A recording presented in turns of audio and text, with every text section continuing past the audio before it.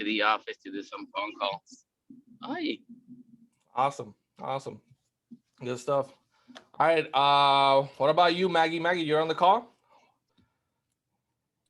I'm on the call. You're not. You there? Yep. Can you hear Talk me? to me. What's going on in your real estate world today? Okay. Well, we're pretty busy. We're working with a lot of buyers. We have like the team is pretty busy, but me and May, as you both know, like you all know, we work as a team, so we kind of split up the showings and stuff. So we've both been pretty busy. We have a lot of buyers from out of town coming in. But you know, just trying, I guess the most difficult part is just getting the contracts accepted. I don't even know how many contracts we've submitted in the last few weeks, and we just, you know, we just have a hard time. Even though we have strong buyers, it's the cash buyers that are coming in from out of town that keep sweeping, you know, the local stuff away. So so it's a tough market, like getting your offers accepted, no matter how strong they seem. I think the biggest thing is to try to remember to not get carried away by the market, and remember that you have to be responsible to your buyers. And like, you know, I try to tell them, like, don't put yourself in a position, because you don't want them to call you in 5 years, right, and not be able to get those $20,000 over appraisal ever back. Mm-hmm. So like I always figure that we're trying to provide a good enough service that they want to call you again, but you don't want to put yourself in a pickle, so that when they call you again, you're like, oh yeah, but you know, remember how you overpaid? Because they're not gonna want to hear that from you, you know, like when Exactly. They call you to sell the house. So I guess that's probably, like, you know, one of the things that we keep trying to remember as we're working with all these buyers, that we don't want them to put in a bid that we can't look at them in the face and say, you know, 5 years, 10. And it's tough, but I know what you mean, and I agree with you, because I mean, imagine some of these people that are putting, I mean, I'm sure you've heard crazy, outrageous numbers. 50, yeah, we have buyers wanting 70, to put 20 over. Yeah. We had one buyer put in 60 grand over appraised. Right. And right. I'm like, and I was clear. Your client did that? Your client put that much, or somebody else? Huh? Your client put that offer? My buyer. You still didn't get it? No, they got it, obviously. Oh, okay. but the truth of the matter is that, you know, like I had to look at her in the face and tell her, you know, I was like, in your lifetime, you will not get that money back. Like it just won't happen. You know what I mean? Like, she was coming for retirement here. She's, you know, from Rhode Island. To her, it was a steal. But I told her, I go, in our market, no matter how fast things go up, you're never going to get 60 grand over. So it was a condo. All right. I was like, you'll never get it back. Not in your lifetime, possibly not in your kid's lifetime. And I understand the financial part of it, that investment part of it. But some people, they're doing it because they need a place. They just want to own a place. They want right. Well, so I get it. You know what I mean? Like, I understand, but it's like, it's important to not lose sight that these people are trusting you, and you know, you want to win the bid, but you also want to be able to have a second referral from them. You know what I mean? Like, and eventually the market is gonna, I feel like eventually these buyers from out of town, eventually that has to start dying down. And it shouldn't be that way. Hopefully soon. When that's gonna happen, you know, who knows? Hopefully towards the end of this year, hopefully, you know, that fizzles away. But you're right. You know, I just have the conversation with the client, and that's what I tell. Listen, so I always have this conversation, and I say, if you don't get the offer, I realize this is way above what you may even need to offer. That client that offers 60, they might not need to offer 60. They might not. No, They might have gotten it with 30 or 40. Who knows? exactly. But then the question becomes, you know, I've had clients that tell me, Vic, I'm tired of searching. This is the one. I just hope, like, if I don't get this one, it's gonna hurt me. Like, I'm gonna be like I'm gonna cry. My wife is gonna cry if I don't get this.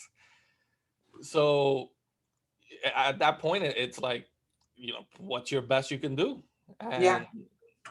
I mean, we go as far as telling them, hey, you know, like in the last 10 years, this is how this area has performed. So, you know, if you're in an area that people bought 12 years ago and their houses are still appraising for the same price that they bought it for, and now all of a sudden you want to put in 20 over, you're not going to get it back. You know what I mean? Like, so like, I try to be really brutally honest because I just don't want anybody to come back to me in 5 years and be like, okay, I want to sell my house. And then I can't get your money. Yeah. And I can't get your money. You know what I mean? Like, because to me, you know, as long as you're transparent about that and they still want to move forward, you know. Exactly. But you know what? Like, at you least gave them your professional advice. Exactly. It was they the decision not to take it. Yeah. And like what I tell my team members is, hey, don't forget that we're in this for the long term. So if you're in it for the long game, you have to put it out there. You have to say, okay, as long as you know that I can't get you this money back in 5 years. So how long do you want to keep this property? Right. You know what I mean? Like, and they've got to be in it for the long term, because if they're going to go in that far over, you have to be responsible, because, you know, if this is your career, then you've got to remember that you're in it for the long term, you know?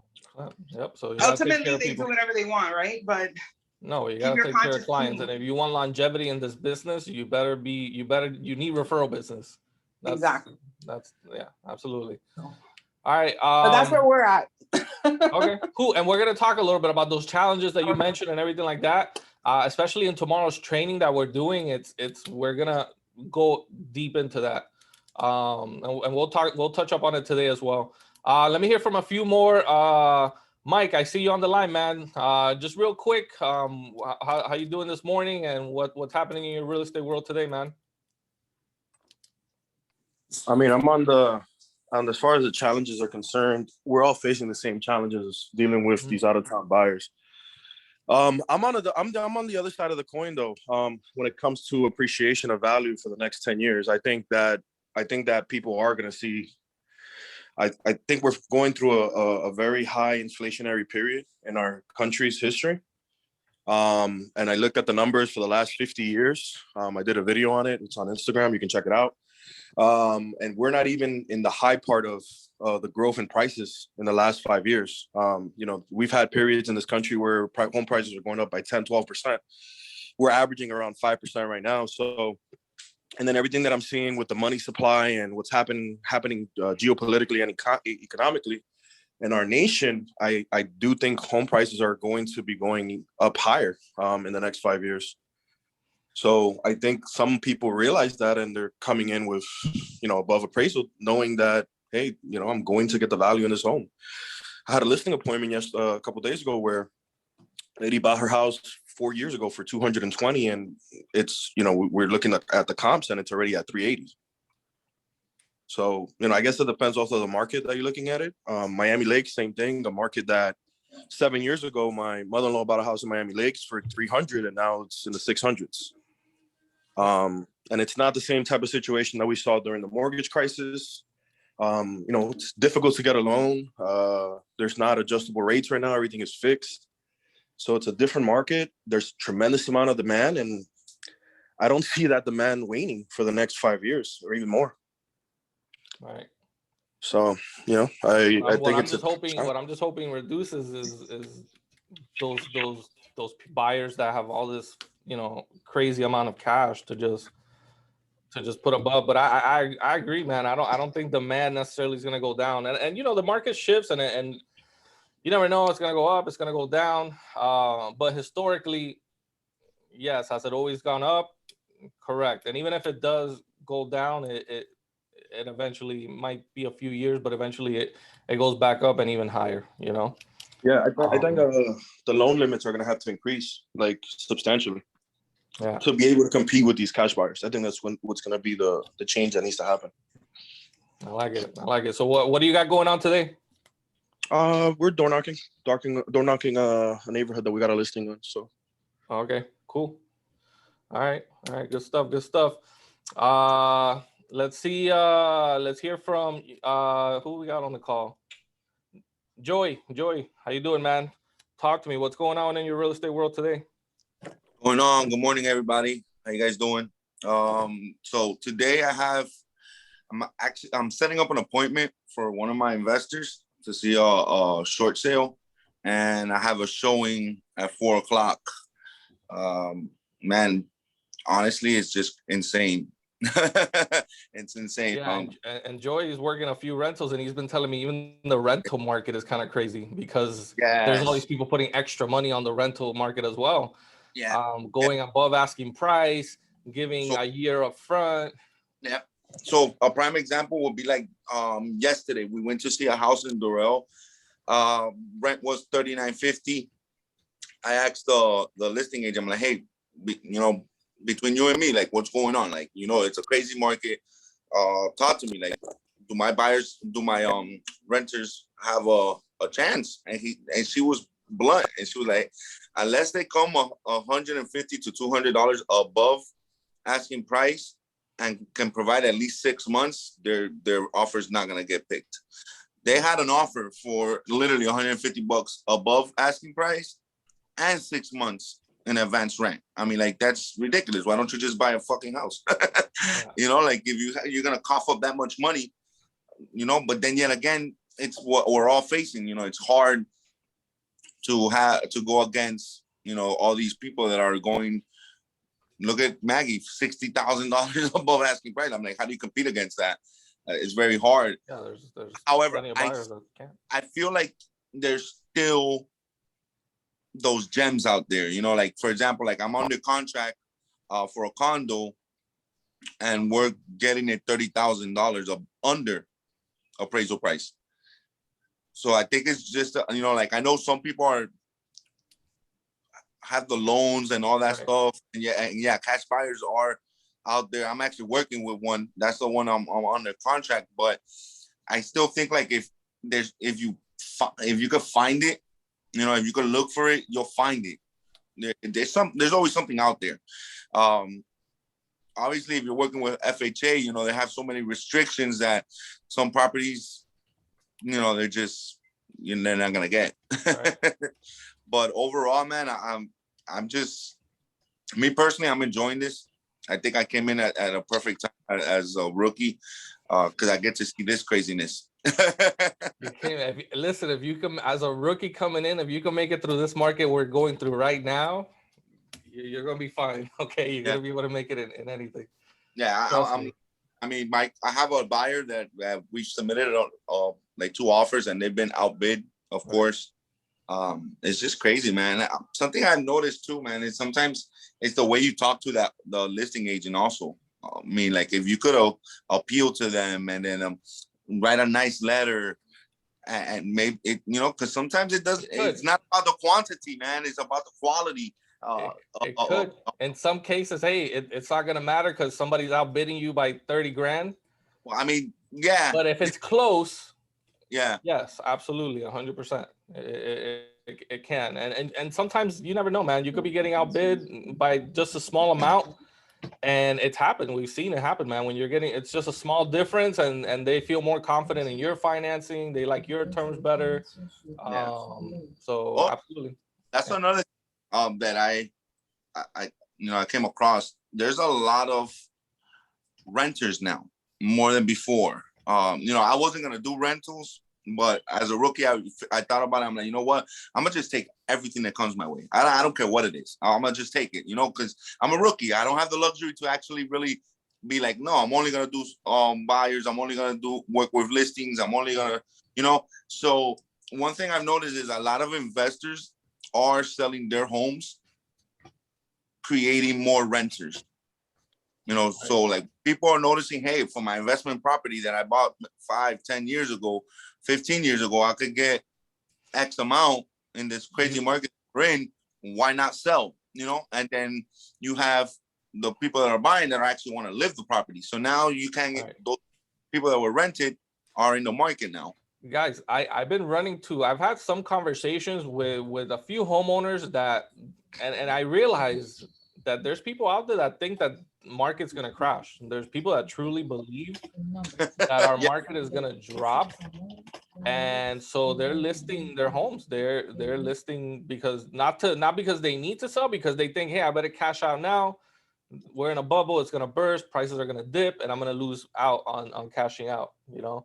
So and those people, if they sell, they either they go live with a family member. From my conversations, they go live with a family member, or they rent for a year or two and see what happens. And that's why our rentals are so high. Yeah, I've been waiting for the market to crash for the last 6 years.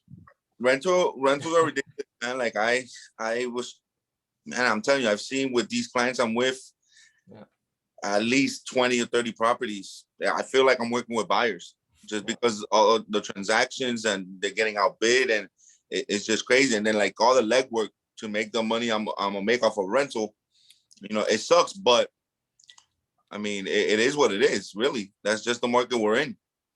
Exactly.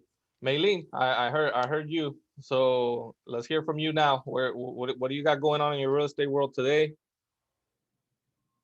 So basically I piggyback off of what everybody's going through. I'm sorry, I'm a little bit out of breath because I'm in the middle of a workout to leave and go do some showings. Basically I'm going through the same thing.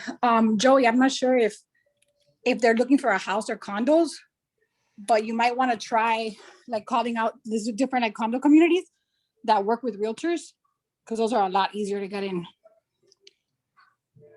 So yeah. Actually, I looked into that, but my clients don't want to go through directly an association. They want to go through a private owner. So they're, you know, they don't want to deal with all the restrictions of an association. That's why it's a little bit harder too. Because I looked into all the communities in Doral, because they work with realtors.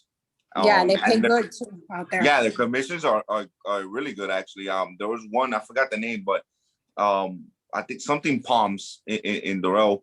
If you rent out a 2-2, they give you $1,500. If you rent out a 3-2, they give you $2,000. Yep. So basically, I'm hitting all the same obstacles as everyone else. I do showings, I put in offers. We have clients, like Maggie said, going above appraised value. The other struggle is, you know, everybody is not showing properties. Like the listing agents aren't showing the properties during the week. They're only wanting to show during the open houses. So when you're working with a few buyers and you need to be in one open house at the same time, you're leaving some of your buyers without the realtor because you can't accompany everyone. So that's the other struggle. And then when they need to see like 7 homes and they're all like either on the same day or on the same time, that becomes a struggle as well. Yeah. So, and then you have the realtors that say, if you don't accompany your buyer, then we won't pay a commission, which we can't be everywhere at one time. So those are all the obstacles, pretty much like everyone else. But what do you have? So what? So when I was asking, I'm going to 2 different showings now with 2 different clients. So cool. So I'm going with Edgar to the Little Hollybrook community. And I am going with my veterans, who I feel horrible for because they're working with VAs, and you know, the misconception with the whole VA market and stuff. They're getting outbid everywhere. Yeah, guys, that's another thing that I let me talk about that for like a quick minute, because like there's too many realtors out there that are so uneducated when it comes to VA loans. You know, FHA. Huh? So and FHA. Yeah, and FHA. But like with the VA loans, it's horrible right now. And the truth is that there are some lenders, unfortunately, that's the truth. There are some lenders out there that take a really long time in closing VA loans, because VA loans have there's a little extra steps that have to do where they have to reach out to the VA, and there's some paperwork involved. So some lenders don't handle that process efficiently. and they do have delays. You know, hopefully if you're working with a good lender, a lender that is efficient with that, good example like Angelo, you shouldn't have any problems closing in 30 days, maybe 35 at the most, sometimes sooner than 30 days, you know, 25 to 30 days. But guys, VA loans just as good as any loan. It just because the appraisal is the same process as it would be on a conventional loan. There's a few differences in the report and stuff, but when it comes to the comparables and making adjustments, it's the same process.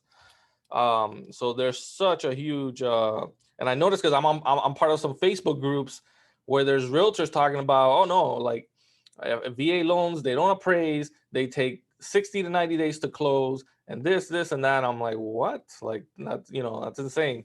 So, you know, I'm gonna have Angelo talk a little more about that tomorrow during our training, since I want him to kind of discuss the things you can do with you know, with the VA, and how we can present that offer better to hopefully get it accepted. But it's tough. You know, it's like anything, you know, some listing agents that if they have a set in their mind, or their experience is that, just know that, you know, every lender is just different. You know, lenders out there, if their process to handle the VA is not efficient and they don't normally do VAs, yes, you're probably going to have a lender that takes forever. And as far as the appraisal goes, the way I talk to people about that is, listen, I've seen FHA appraisers come below price. I've seen conventional appraisals come below price. I've seen VA appraisal. I've seen them all. So if it doesn't appraise, it just doesn't appraise. People feel like, oh, it didn't appraise because it's a VA appraisal. It wouldn't have appraised if it was a conventional. It's the same thing. So, yeah. All right, let me hear from one more. Priscilla. Mike, were you gonna say something? Yeah, I was going to touch on that real quick. Something that we're doing is we're pretty much at this point sending all of our contracts as conventional, getting it under contract, and then worry about changing financing later, regardless if it's a VA or FHA. Okay, and how are you handling the transition when it comes time to do that transition? You know what I mean? Like, are you telling them like a few days in, hey, we have to change it to VA? Or are you waiting a longer period of time to tell them that?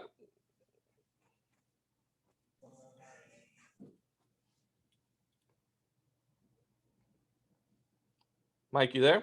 Did we lose you? Yeah, we might have lost Mike. Oh, yeah, he's jumping back. He's jumping back on.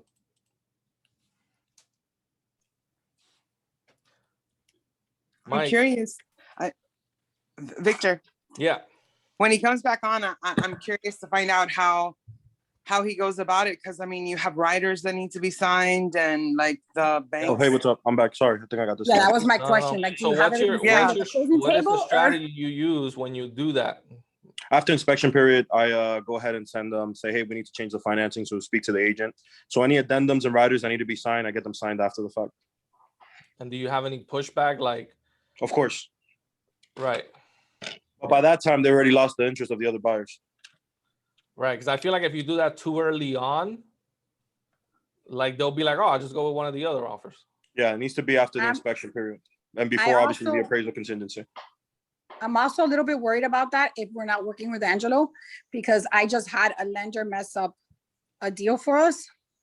So that's a big, that's, if I'm not working with Angelo, I don't feel confident, but like, yeah, I don't know 100%. I don't know how to go about it, but my poor VAs, I just don't know what to do anymore.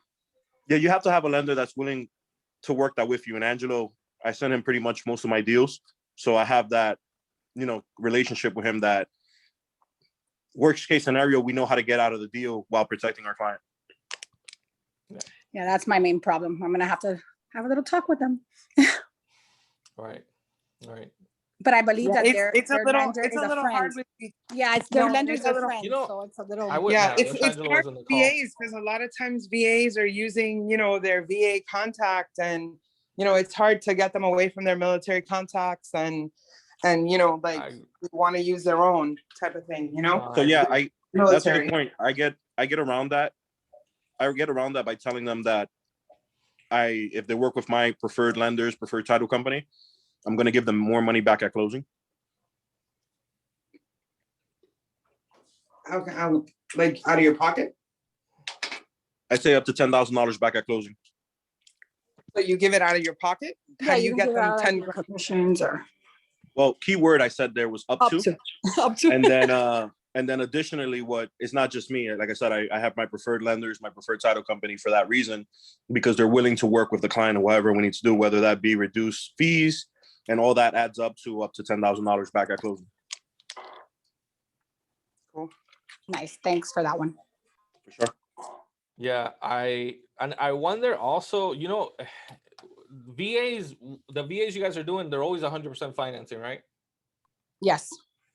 At least the one we're working with now, that I lose sleep and it breaks my I heart. would have to because- run this with Angelo, but I wonder, because this would be a lot easier to do, and the contract doesn't say anything necessarily. It's a little easier to do, but I wonder if we can say that it's a VA, but they're putting money down.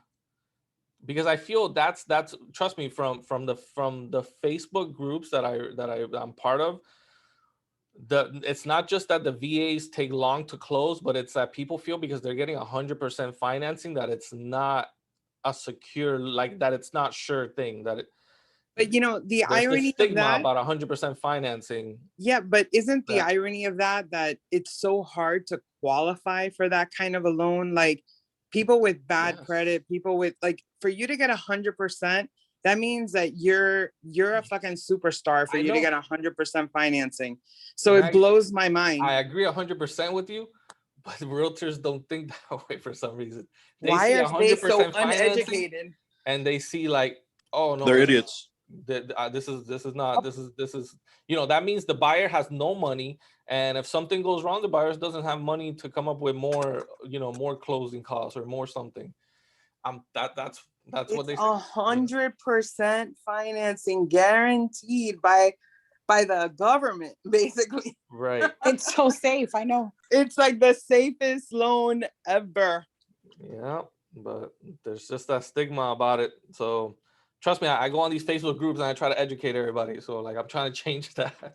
But talk to, man, I wonder if even having something written about, you know, the VA loan, and having something written about you know, the myths about VA loans, and then just sending that with your offer just in case, just to, hey, boom, you know, just sending something like that, you know, could help, you know, could just help educate that agent and say, okay, maybe, you know, VA loans aren't so bad. So I'm telling you, man, that's I see that so often with the VA loans. It's so tough. You get it with FHA too all the time. So FHA VA is, yeah, it's the same thing. It's that, like, it's a stigma around it. I feel like VA gets it a little worse for some reason, which it shouldn't. But I can almost understand it for the FHA, but I don't understand it for the VA. yeah, Like, they shouldn't be that lumped way. together. It shouldn't be that way. Nope. All right, who else we got on the call? Priscilla, let's hear from you. What do you got going on today? What's up in your real estate world today? Hey guys, I mean, struggling like everyone else, but we're gonna go door knocking today for that listing that the team acquired, and hopefully we can get either some sellers or something. I did go to a listing appointment yesterday, and it looks very promising. So talk to me about the door knocking a little bit. Like when you go there, you knock on the door. What's your strategy? What's your goal? No, so we're pretty much kind of with us what you try to accomplish. So we're pretty much just trying to, obviously in the areas that we're farming, trying to let, you know, the homeowners in that area know, like, hey, you know, we're the experts in this area. If you need anything, we do have a list of buyers and sellers that are interested in purchasing in your community, because there's such little inventory that, you know, anything helps. So we kind of just let them know that if they need anything, we're there to help them, and kind of go from there. We've met some very interesting people while we've been door knocking, which is, you know, which you would have never thought, but that's pretty much what we're doing, just trying to get word out there. You don't see many realtors door knocking anymore, so I think that leaves like an impression as well. So I don't know, just Yeah, you see a few. It's not too many, and you know, door knocking is not necessarily for everybody. I tell agents that all the time. Should I door knock? You don't have to. There's plenty of successful agents that don't door knock. There's plenty of successful agents that do use door knocking. You know, it's not absolutely something you have to do. I think it's a muscle. Huh? I think it's a muscle. A muscle? Yeah. Elaborate on that. What do you mean, more or less? Well, you're talking to random people that are not necessarily interested in buying or selling real estate. So as an agent, speaking to somebody on the fly like that strengthens your muscles, your ability to be able to speak about real estate to random people. Yeah. Yeah. And you know, again, talking to strangers, you know, another way you could do it is, you know, cold calling, the Red X. I forgot, Align. Is Align on the call? No, man, he's on the call. He's usually on. Align is working on some cool stuff where he's like hiring somebody to make the calls for him, because he was you know, he doesn't necessarily have that much time to be making the calls. So he's trying out, hey, I'm gonna test it out for maybe 2-3 months, hiring, you know, a person, you know, a company that specializes in providing somebody to make calls, just to neighborhoods, just cold call. You know, he would provide the list, they call, and they try to see if there's any interest in selling, and trying to schedule an appointment. Once an appointment is scheduled, or if there is some interest in buying, in selling, they'll schedule either an appointment, or they'll try to schedule a follow-up call, and then Align would call afterwards and take over from there. That's at least the way he was explaining it to me. But door knocking, it's kind of like cold calling, but face to face. I mean, it's sort of kind of the same thing. So I feel better door knocking than I do doing the cold calls. You feel better door knocking than cold calling? Yeah. No. I don't know why. I do. Cold calling. The only thing about cold Unless calling, it's a woman, unless it's a woman at the door. nice and safe from the office under AC. Shut up. Shut up. We But should be actually careful- talk about be the careful challenges of neighborhoods women you real guys go, estate. guys. Be careful the neighborhoods you Seriously. go. I know you guys are smart. Just, you know, that's what I always say with things like that. Be careful, you know, what areas you go, because I know the listing you guys are getting is in the North Miami area, right? It's in North Miami Beach, yeah. So you know, just be mindful You know, of the area. I wouldn't recommend you going by yourself. I would always Right. recommend going at least with one other person. Absolutely. Maybe one or two, just so like, you know, you'll be safer. But we also knock, like, this is the first time we're knocking at North Miami, but we typically knock like in Miramar and Pines and Satori. Like we don't door knock in, like, you know, where you might get jumped or anything like that. So Nice. we keep it safe. All right. But Cool. yeah, you know, hanging in there. Who else we got on the call? Nancy, you there? I saw Nancy. Yes, I'm here. Good Hey, morning. Nancy, how are you? Good. Nancy, talk to me. I want to hear not necessarily what you have going on today, but I want to switch it up. I want to ask you, so far you've been listening to the call. Anything you could share that you've taken away from the meeting this morning? Anything you've learned? Give me like I've learned that everyone is in the same pickle, which is a little bit more reassuring to me. But you're in it too. yeah, I've called thousands of people, and what I have learned though over, like, I guess a couple of weeks is I do still see a lot of calls from people out of state, and I see them trending going further north up to Palm Beach, Royal Palm Beach, a little bit further. Maybe they're getting the hint that Miami and Broward and all that is a little bit kind of have less inventory. I feel like the inventory in West Palm is a little bit more. So I do see a lot of people asking more about that area. Yes, and that's a decision. A decision agents are having to make now, Nancy, a lot, which I'm seeing is do I go to Royal Palm? Do I go to West Palm? Yeah. Well, we used to refer that business. That was, oh, I'll refer that automatically. But now it's like, should I go over there? Should I go to Port St. Lucie? You know? Yeah. Well, I put in an offer for a house in Belle Glade. Never in my life would I think I would be doing Where is Belle that Glade, located? but in the middle of nowhere, in the middle of the state by Lake Okeechobee. Oh, okay. Straight up US 27, so it's not a really bad drive. Actually, there's no traffic, but yeah, I see, and I've had people from out of state that were thinking of moving down here in June, and they're putting it off because they say that the prices have gone crazy and this and that, and they're from like Virginia Beach, another lady from Ohio. So I'm seeing that they're kind of slowing down in coming down. So let's see. Okay. Let's see. Cool. Oh, I Fort want Myers to. is popping again. Huh? yeah. Fort Myers, Lehigh, Cape Coral, Naples is popping again. I have a friend that became a realtor over there, and man, he hasn't stopped. He's a rookie, and he literally hasn't stopped. Like we were talking the other day. He's like, dude, it's crazy how many people from Miami are coming up here. It's crazy how many people from up north are coming down here. Like our pricing, and I know the area because I lived over there for so long. They're moving over there because you could get let's say a $600,000 house here in Miami, you could get it over there for half the price or a little bit less, and then you're talking about a house property that actually has land, that has an acre, not like here, that's a small plot of land that, and then your neighbor's like next to you. So I know like that part of Florida is popping a lot, Joey, man. let me ask you a question, kind of going on piggybacking on that. Maybe some of the newer agents that are on the calls could sort of get a little idea. Let's say I'm a client, right? And I'm asking you, hey, I want to buy a house potentially.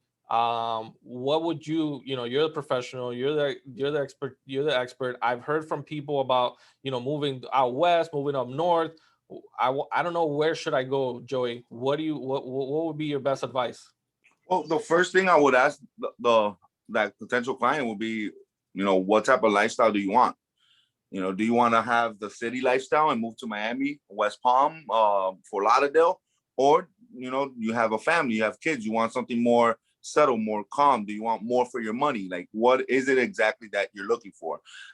Yeah, you want to buy, Let's but say I say, listen, I want a house. I want a 3 to 4 bedroom house. I want a pool. I want a yard. I want a garage. I want space for my kids. And I work from anywhere, so I don't right now it doesn't matter. so if he tells me just like that, I'll push him to outside of Miami and Broward, just because I know that he will get more for his money and he'll end up having equity. Just because South Florida is getting already, cluttered. Okay, so There's let too me many flip it people.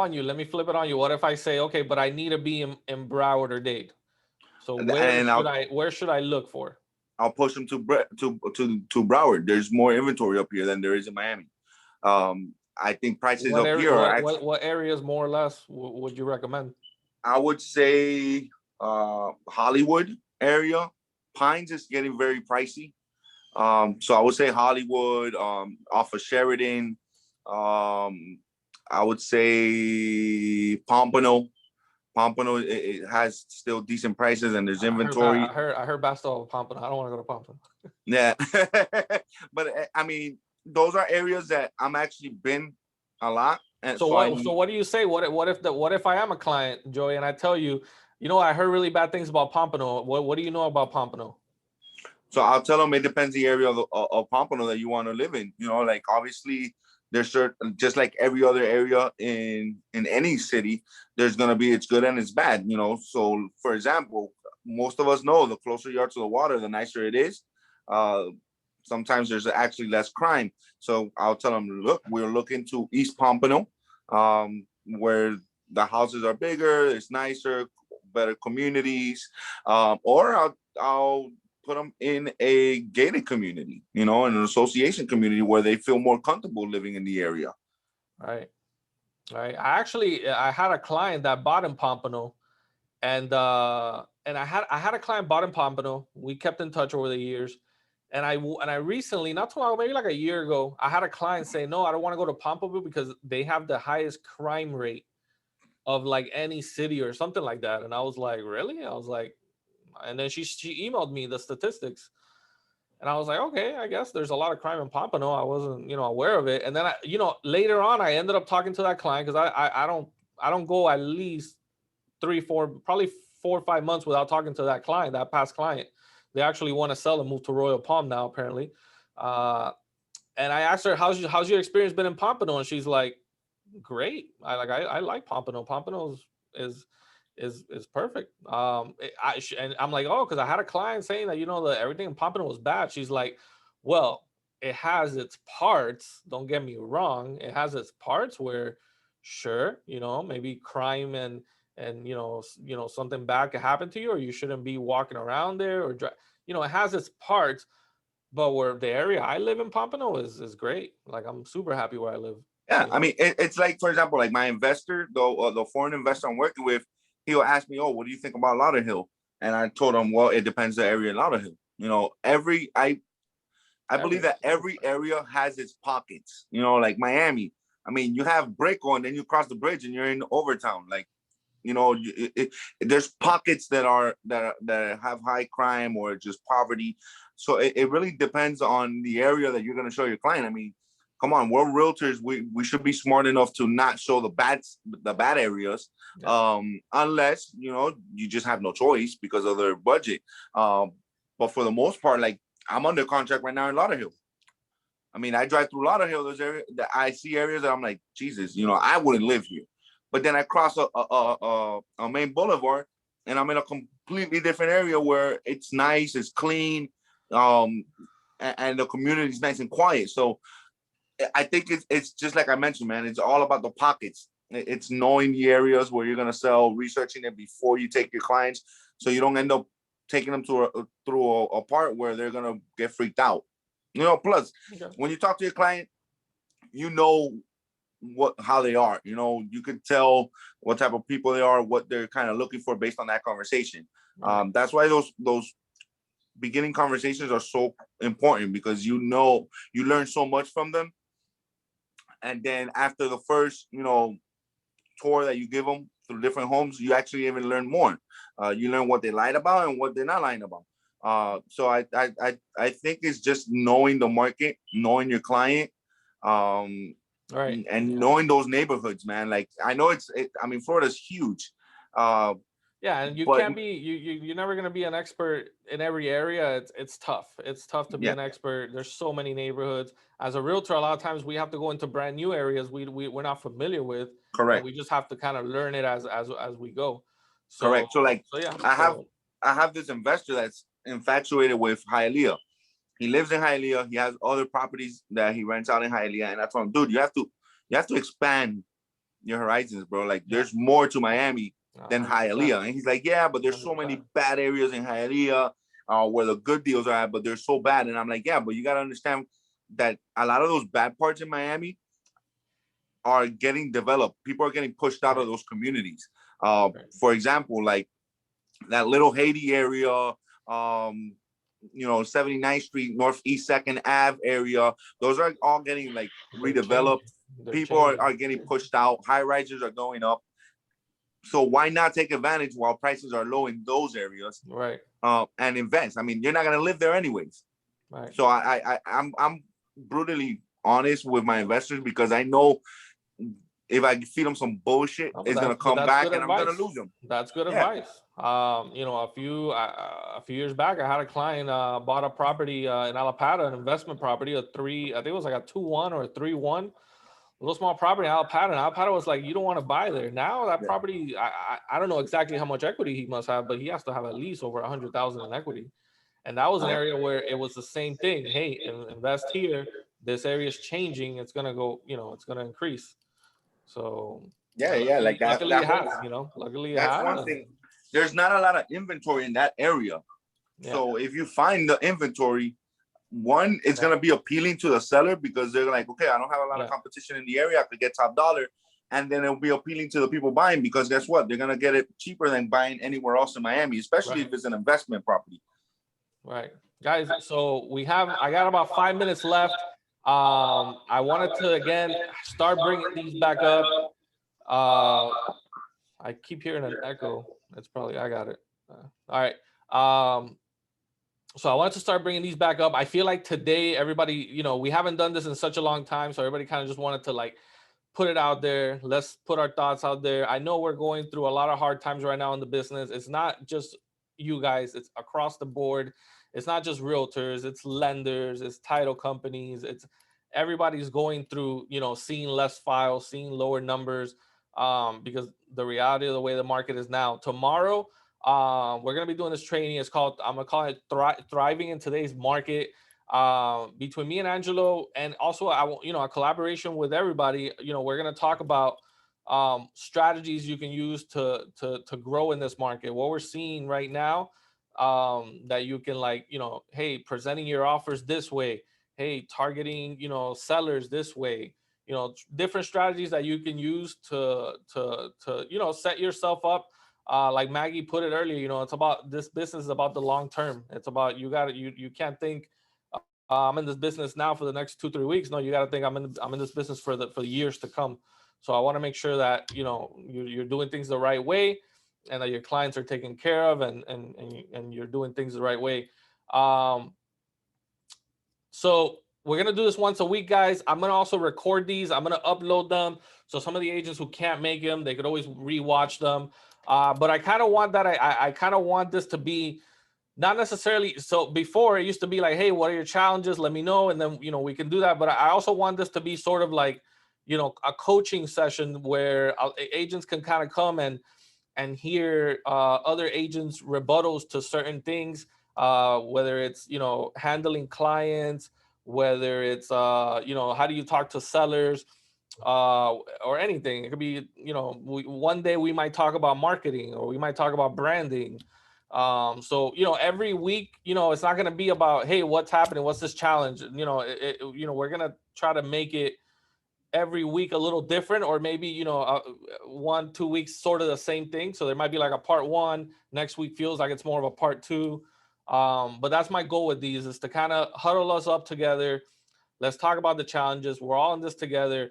At the end of the team, we're all team element. Okay, so we're all trying to grow, trying to improve ourselves, and we're here to grow. So I didn't want I wanted to make sure we finish up at least by 10 a.m. So we got a minute. The last person I didn't hear from, Eunice, are you on right now?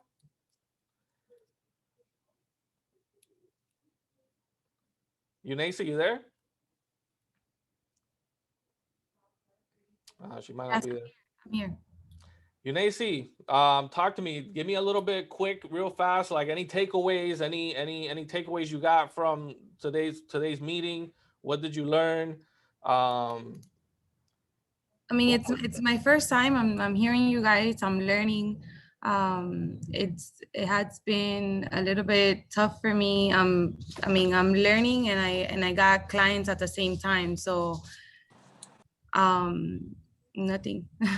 I don't even want to tell people that you got an offer accepted and you had a license for a week, because everybody's just gonna be pissed off at you. Oh my God. Yeah. And I have I'm working with other 3 clients. So like I told you, it has been a lot within only 1 week. What would you say your biggest takeaway from this meeting today was, from everything you heard? What stuck with you? No, nothing. What Priscilla said about like door knocking, that's still, I still, I don't think I could do that. And Okay. Just listening to you guys about the hard times you guys having out there. And nothing, learning as you guys speak. All right, cool. All right. Suhey, I see you on the call, but I don't know if you can talk. Suhey, you there? Can you hear me? Suhey, yeah, same question. What any takeaways? What was the thing that stuck with you the most? Anything you heard that resonated with you through the call?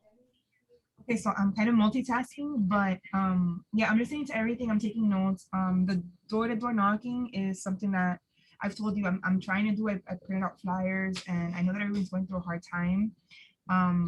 Me as well. I've gotten a couple of offers that I've put in, but the market is really high. The rentals are ridiculous. It's out of control how much higher they're accepting offers for. So yeah, I mean, I'm listening to everything. I'm working right now, but I'm listening. I'm here in the background. So I mean, we're all in together, and I hope to learn and keep growing with you guys. Yes, sir. All right, guys. Okay. So we're gonna end it here. I want also these meetings a little different than before. Is I want engagement for everybody. So at any time, I might call you. I might ask you something. So I want to make sure everybody's. I know we're busy. I know we're doing a million things. But if you're gonna go on the call and you're gonna be here, 45 minutes of your time, which is what I'm trying to keep it at. I want you to be engaged. I want you to be listening. So if I call on you, always be prepared. All right, guys. So tomorrow, guys, we'll be doing the training 10 a.m. It's going to be either at the office or on Zoom, whichever one. I'm going to have a nice little Zoom setup so you'll be able to hear the meeting. Everything will be really, really well put together. Not like in the past where we've had some sound issues and things like that. So again, me and Angelo, we're going to be going at it. And we're gonna have a whole conversation amongst everybody on what to do right now to try to make things in the market a little easier for you guys. Okay. All right, guys. So hope you have a great day. Hope you guys kill it. If you need anything, reach out to me, text me, call me, and then we'll be in touch. Okay. All right, Perfect, bye, guys. man. Thank you. You guys have a nice Have day. a good day, everybody. Have a Thank good you, Vic. Bye. Bye-bye.